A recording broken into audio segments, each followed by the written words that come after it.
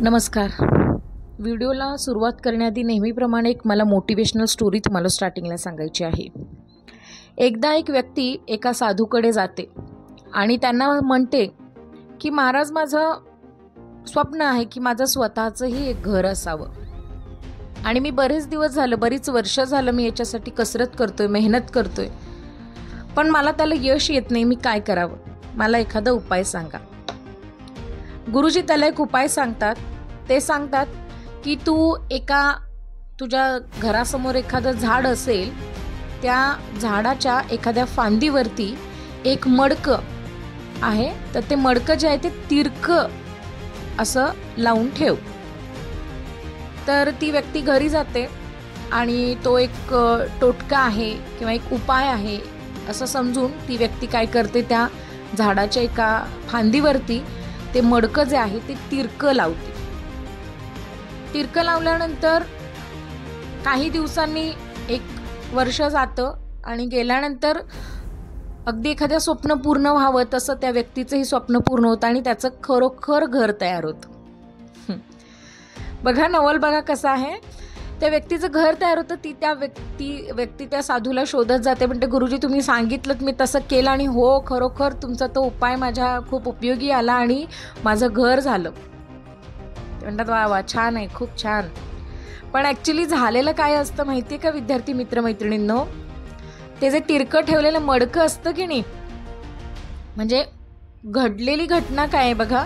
तिरकं ठेवलेलं जे मडकं आहे त्या मडक्यामध्ये एका चिमणीनं आपलं घरटं बांधलेलं असतं आणि ते घरटं बांधल्यानंतर त्या चिमणीची कुठंतरी त्या व्यक्तीला दुआ लागलेली असते की ज्यानेही मला घर बांधायला मदत केली त्याचंही एक छान घर व्हावं. कर भला तो हो भला. आता अंधश्रद्धा पसरवण्याचा भाग आहे हा मुद्दा बाजूला ठेवूयात आपण, मला ते नाही करायचं आहे किंवा इथं हा काही टोनाटोटका वगैरे नाही. त्या मुळात साधूंनी सुद्धा याच पर्पजनी त्याला सांगितलेलं होतं की तू तिरकं ठेव, म्हणजे त्यात एखादी चिमणी घर बांधेल, म्हणजे तुम्ही दुसऱ्याच्या उपयोगी पडा, तुमचं काम आपोआप होईल. युनिव्हर्समध्ये याच गोष्टी वर्क करतात विद्यार्थी मित्रमैत्रिणींनो. जास्त काही मला पुढं सांगायचं नाही. फक्त यातला मॉरल एवढाच आहे की तुम्ही कर भला हो भला या सगळ्यांमध्ये इतरांची मदत, इतरांना काय हवंय हे शोधण्याआधी, आता परीक्षेचा काळ खूप जवळ आलेला आहे बाळांनो, आणि मी नेहमी तुम्हाला एक वाक्य सांगते, self help is the best help. आधी स्वतःला हेल्प करा, कारण स्वतःला त्याची खूप गरज आहे. आजचा विषय मी तुम्हाला मांडण्या अगोदर मला तुम्हाला हेच सांगायचं आहे की स्वतःला मदत करा, स्वतःला काय हवं आहे हे आधी जाणून घ्या. नमस्कार विद्यार्थी मित्रमैत्रिणींनो, आपल्या यूट्यूब चॅनलमध्ये तुम्हा सगळ्यांचं स्वागत आहे. आज एक नवीन विषय घेऊन मी तुमच्यासमोर आलेली आहे. तो आहे अभ्यासात मन न लागणे किंवा अभ्यास करायला बसल्यानंतर सतत डिस्ट्रॅक्ट व्हायला लागलेला आहे. टीचर कळते, आम्हाला समजतंय, अगदी पेपर महिन्यावरती आलेले, काही दिवसांवरती आलेला आहे आणि असं असतानाही आम्हाला सगळ्या गोष्टी समजून सुद्धा आम्हाला अभ्यासाला बसल्यानंतर एक अनामिक भीती वाटायला लागते आणि मन डिस्ट्रॅक्ट व्हायला लागतं. बेसिकली या गोष्टींमधून प्रत्येकजण जाते सध्या. अभ्यासात मन न लागणे या गोष्टीमध्ये.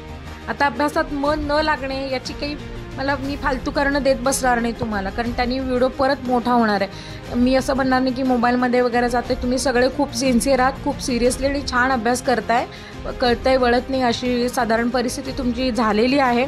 मग आता यामध्ये सगळ्यात बेसिक गोष्ट अशी होते बाळांनो, दोनच गोष्टी होतात. त्या अशा आहेत की तुम्ही छान असं एक टाईम टेबल तयार करता आणि त्या टाईम टेबलनुसार तुम्ही अभ्यासाला बसताही, आणि बसल्यानंतर होतं काय की मनात एक भीती तयार होते की अरे बाप रे, माझ्याकडून एवढा सिलेबस एवढ्या कमी वेळेमध्ये कंप्लीट होणार का.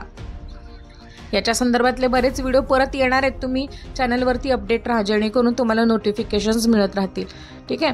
आता इथं मनात एक हारण्याची भीती आहे, हो की नाही. तुम्ही आता पेपरला बसताय, पण मला कमी मार्क्स मिळाले तर काय होईल, मग मला मनासारखे मार्क्स अचीव नाही करता आले तर काय होईल, ही एक भीती तयार होते आणि या भीतीतून अख्खा दिवस निघून जातो.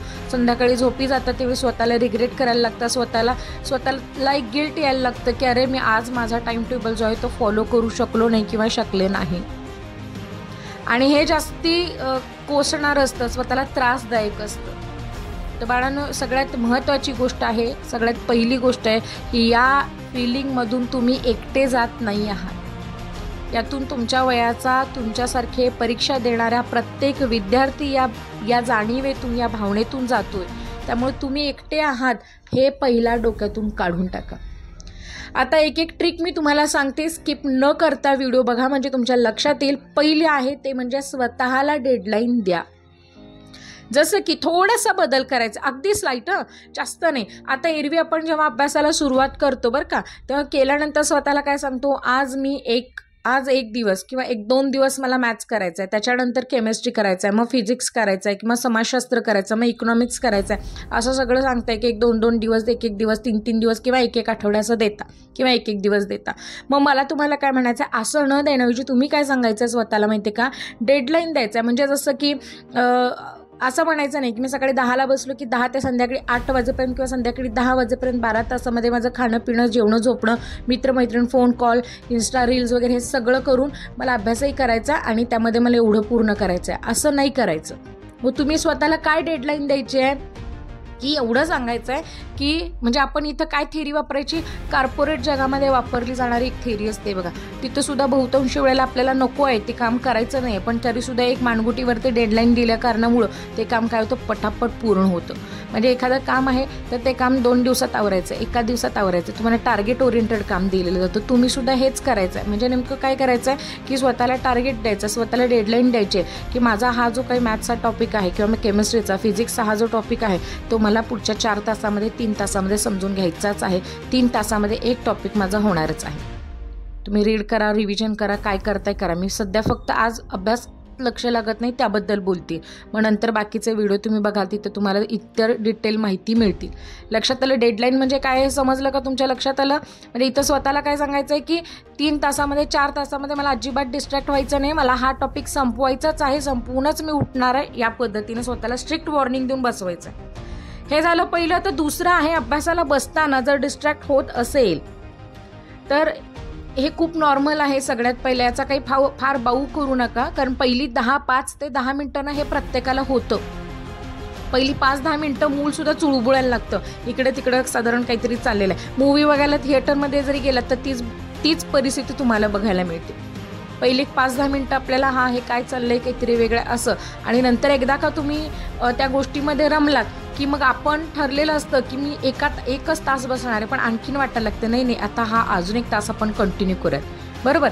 मग त्या जी 5 ते 10 मिनिटं आहेत सुरुवातीची ना, ती 5 ते 10 मिनिटं जर स्वतःला फक्त स्ट्रिक्टली सांगत गेलात की नाही मला आता काय करायचं आहे, स्वतःला इथं अभ्यासाला बसवायचंच आहे, म्हणजे जो काही डिसिजन घ्यायचा आहे तो निर्णय या 10 मिनिटातच घ्यायचा आहे एकदम क्विकली. तुमच्या पुढे बऱ्याच गोष्टी येतात की मोबाईल बघायचा आहे का, मग भीती वाटते, मग हा नको, मग ते पॉईंट्स काढूयात का, मग हे रेफरन्स बुक आणले, ते रेफरन्स बुक आणले. अजिबात असलं काही करायचं नाही.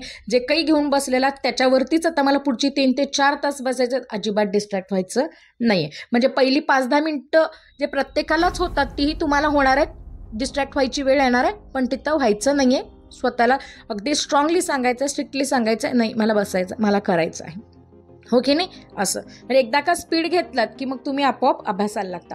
तिसरं आहे स्वतःला नेहमी बेस्ट म्हणा, स्वतःला नेहमी अप्रिशिएट करा बरं का. आता अजिबात तुम्ही स्वतःला हे नका म्हणू की नाही मला नाही जमणार आहे, माझं होणार नाही आहे, मी काही करू शकत नाही आहे, मग इतरांना नाटकं सांगायची की माझं झालेलं नाही आहे, असं आहे तसं आहे. इतर मित्रमैत्रिणी देखील म्हणतात, मग त्यांच्याबरोबर आपणही आपलं रडं गायला लागतो. अजिबात नाही, माझा अभ्यास व्हायला लागलेला आहे, मी अभ्यास करते आणि मी बेस्टच देणार आहे बस. म्हणजे स्वतःला बेस्ट म्हणा, ॲप्रिशिएट करा. लक्षात घ्या तुमच्या आजूबाजूचा ऑरा हा तुम्ही खराब करून घेऊ नका, हेही तेवढंच महत्त्वाचं आहे. तुम्ही जे म्हणाल ते होत राहतात तुम्ही, त्यामुळे तुम्ही स्वतःला बेस्ट म्हणा, तुम्ही बेस्ट राहा आणि बेस्ट परफॉर्म करा, ठीक आहे. चौथी महत्त्वाची गोष्ट आहे, स्वतःला भीतीत ठेवा. भीतीत ठेवा म्हणजे नेमकं काय करायचं आहे की बघा बरं, तुम्ही एक इमॅजिन करा, 1-2 मिनिटं, उद्याच पेपर आहे आणि आज तुमची परिस्थिती काय असणार आहे. उद्या पेपर आहे, तर आज तुमच्या अभ्यासाचा वेग किती मोठ्या प्रमाणावर वाढलेला आहे. चला पेपरचं थोडं बाजूला ठेवूयात, आपण प्रॅक्टिकल आणि जर्नल कंप्लीट करायची होती त्यावेळी आदल्या दिवशीची परिस्थिती काय होती, 1 महिना आधी सांगितलेलं होतं आणि तुम्ही सगळ्यांनी करायला घेतलं कधी, खरं सांगायचं आहे आदल्या दिवशी घेतलं की नाही. आता आदल्या दिवशी घेत असताना तेव्हा तुमची काय कंडिशन होती, मानसिक असेल, काय कंडिशनमधून गेलात तुम्ही, हे नाही अजिबात नाही, आज पूर्ण दिवसभर मला मोबाईल बाजूला ठेवायचं आहे, कुणी आलं गेलं मला काही फरक पडत नाही. अगदी मी म्हणते तुम्हाला, अगदी जत्रेत जरी तुम्ही भर बसलात तरीसुद्धा त्या गोंगाटाकडे तुमचं लक्ष नाही, फक्त तुम्हाला तुमचं काम करायचं आहे. लाईट गेली काही फरक पडत नाही, बरोबर. मला भूक लागली माहीत नाही, अजिबात म्हणजे इतक्या कॉन्शियसली तुम्ही त्या ठिकाणी झोकून देऊन अभ्यास करताय. सेम तीच मानसिकता तुम्हाला आता या क्षणापासून ते पेपरच्या दिवसापर्यंत तुम्हाला कन्सिस्टंटली हाच विचार करायचा आहे की माझा परफॉर्मन्स उद्याचा आहे, मला उद्याच भिडायचं आहे, मला उद्याच पेपरला जायचं आहे, अशी मानसिकता ठेवा. म्हणजे जेणेकरून तुमच्याकडून छान पद्धतीनं काम होणार आहे. आता पुढचा आहे तो म्हणजे असं सांगते, अभ्यासाला बसताना बरेच विद्यार्थी काय करतात की अभ्यासाला बसत असताना ते एका विशिष्ट पोझिशनमध्ये बसतात. जर तुम्ही स्टडीला कॉलेजमध्ये जात असाल, आपल्या इन्स्टिट्यूटमध्ये जात असाल तर तुम्ही तिथं बेंचवरती बसणार आहात, पण घरी बसताना ना रेलून बसतात काही विद्यार्थी, म्हणजे झोपून अभ्यास करतात, पालथं पडून अभ्यास करतात, लोळून अभ्यास करतात. तर तसं नका करू. कारण असं होतं की बहुतांशी रिसर्चमध्ये असं समोर आलेलं आहे की जेव्हा परीक्षेला तुम्ही जाता तेव्हा परीक्षेला गेल्यानंतर प्रश्नांची उत्तरं ही काही वेळेला आपल्याला आठवत नाहीत. का आठवत नाहीत? आणि तीच आठवतात जी त्या पोझिशनमध्ये बसून तुम्ही केलेली असतात. आता परीक्षेला गेल्यानंतर तुम्ही कुठल्या पोझिशनमध्ये बसणार आहात, त्याच पोझिशनमध्ये तुम्ही अभ्यासालाही बसायचं आहे. मला एवढंच सांगायचं आहे थोडक्यात. लक्षात आलं? झोपून, लोळून, पाय पसरून, इकडं तिकडं बघत अजिबात नाही चालणार.